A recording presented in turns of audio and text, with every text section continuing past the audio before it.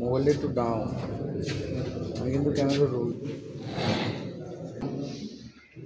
আমি তো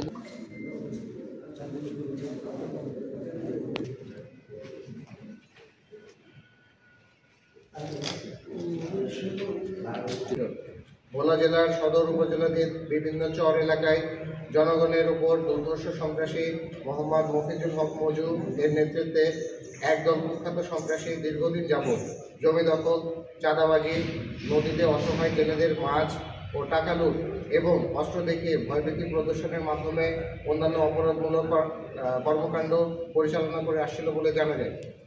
এরই ভিত্তিতে গোপন সংবাদের ভিত্তিতে গত 29 ডিসেম্বর 2024 রবিবার মধ্যরাত 1টা হতে ভোর 4টা পর্যন্ত কোস্টগার্ড দক্ষিণ জোন অধীনস্থ বিসিজি বেস ভোলা কর্তৃক ভোলা জেলার সদর উপজেলাধীন 7 নং শিবপুর ইউনিয়নের রতনপুর গ্রামে একটা বিশেষ অভিযান পরিচালনা করা হয়।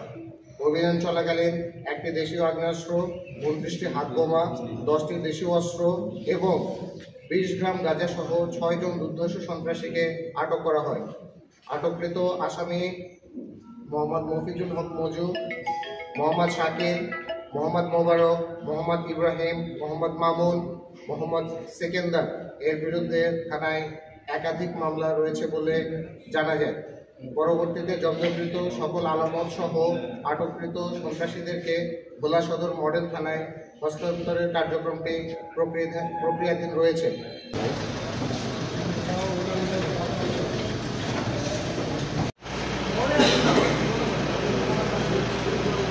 এখানে যাবো